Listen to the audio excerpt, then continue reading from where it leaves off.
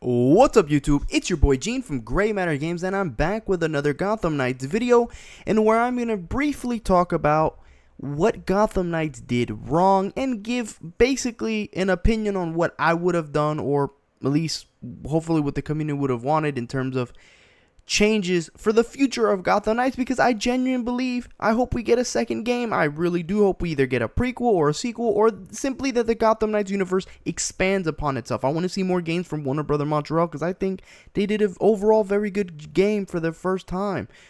Now, if this is the first time you see my channel, welcome to Gray Matter Games, where I cover everything gaming from leaks, lead-ups, honest reviews, gameplay, anything in the gaming sphere. I cover it to the best of my abilities. And if you're one of my many subscribers, thank you for all the love and support. Keep on supporting this channel. Let's beat this algorithm together.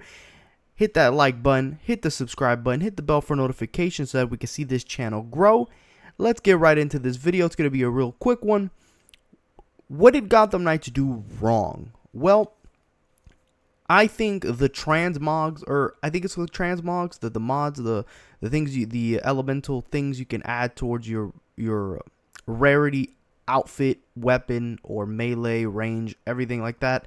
Honestly, I could have played the game without the mods. I didn't think they impacted the game whatsoever. I kind of see what they were trying to go for, but let's be real here.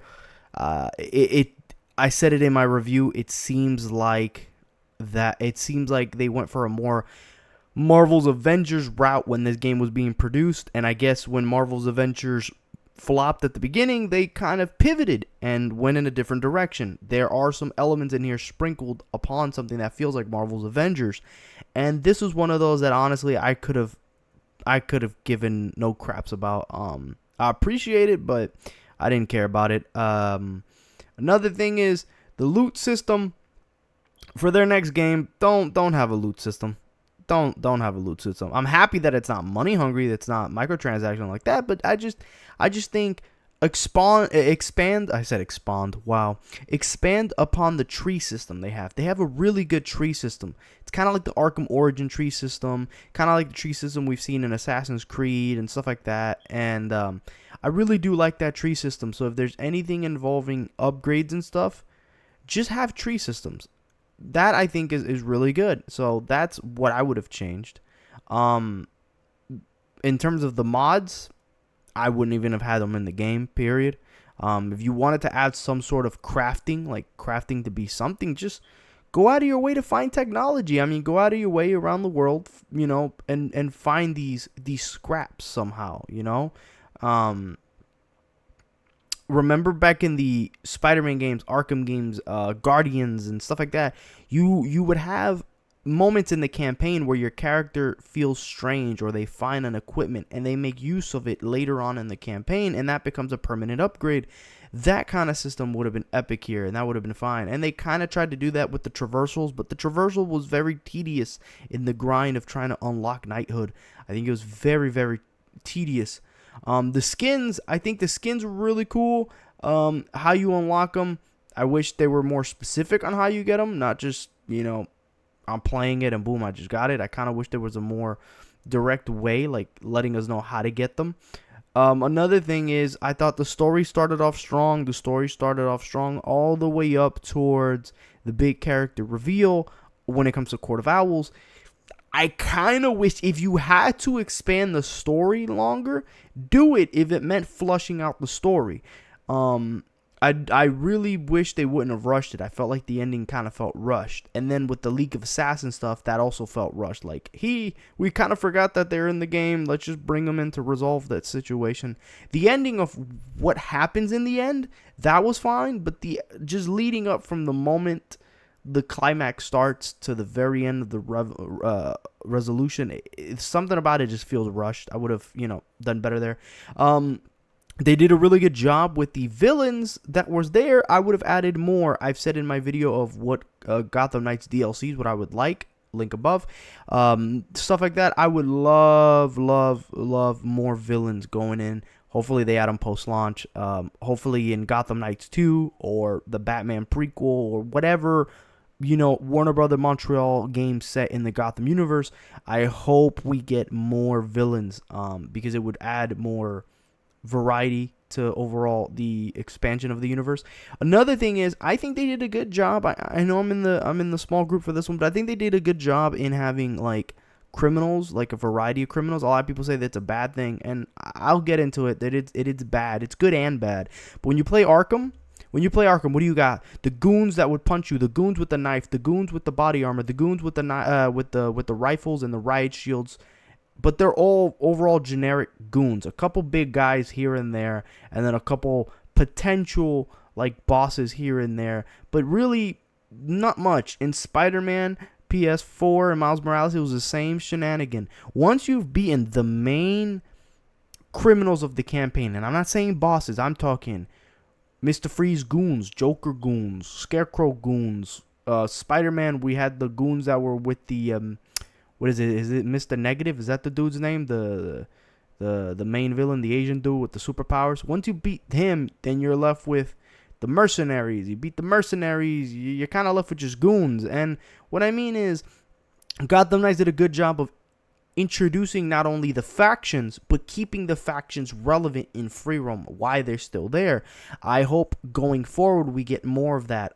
That's what I would like in terms of the faction. I would like the variety of the factions to be there, because something I didn't like in Batman games was that the League of Assassins were in the game and then you never saw them free roaming.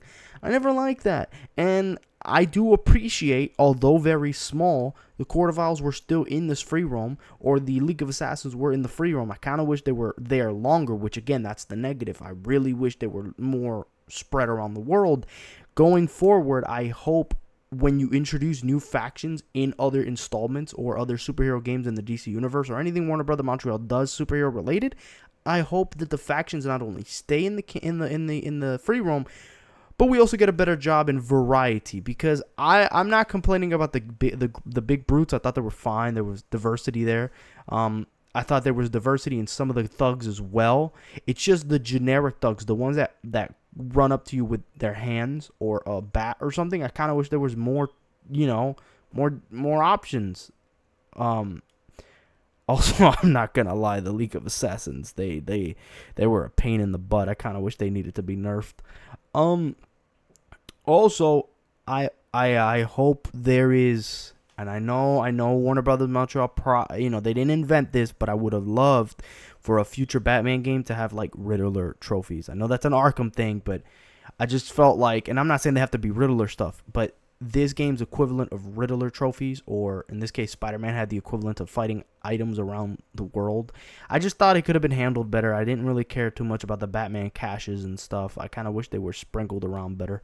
But hey, that's really it right now. I thought the combat going forward, Warner Brother Montreal, I know you guys gave us a 30 FPS mode, and it was fine. It was a fine 30 FPS mode, especially after the stability and support. Aim for 60 going forward for other games. I'd appreciate that, I don't know what it's like to be developing games. I'm not going to say I know how it's done and stuff like that. I will never say that. But there's plenty of games that hit that 60 FPS mark. There's plenty of games that don't. But going forward, try to aim for that 60 FPS mark. Even if it has to be a 30 FPS fidelity mode and a 60 FPS, performance, we have to sacrifice graphics.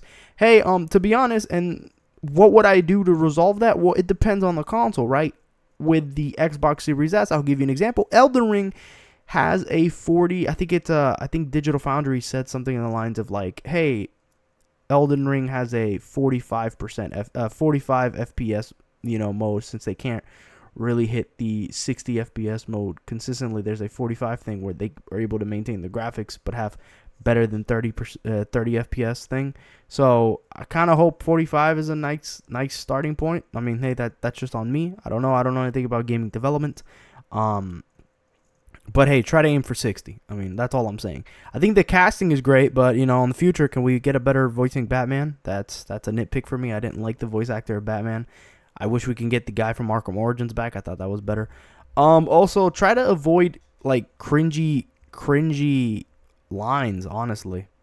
And that's gonna be also you guys did a really good job in taking a risk with killing Bruce Wayne. That's a good job, but a negative is you didn't take enough risks. I kind of wish, in terms of story-wise, in terms of side missions, bring out villains that we've never seen before. I go into more details on it in my DLC discussion. Bring out villains that we've never seen before. Some freaking condiment king over here, you know, mustard ketchup thing. I'm not saying that I want him in the game. What I'm saying is pull out villains from the Rose Gallery Batman has, or DC villains that Batman has fought. That's all I'm saying. Don't be afraid to pull out villains we've never seen in the past, or that we've seen in comics but have never seen the light of day in terms of movies and cartoons and stuff. Bring them out, okay? And that's really about it. I think everything else, they've done a really good job, in my opinion. I'll do a video on what they did well. Again, link below, you'll see a review, and also you'll see a link to my DLC discussion and any other video I've done relating to Gotham Knights and other video game stuff like Plague Tales. That's going to be all for today. If you liked the video, hit the like button, subscribe, hit the bell for notification, and make sure you show some love to this video. And let's beat this algorithm so we can get this channel flowing, alright? Until next time, everybody, it's your boy Gene from Grey Matter Games. Peace.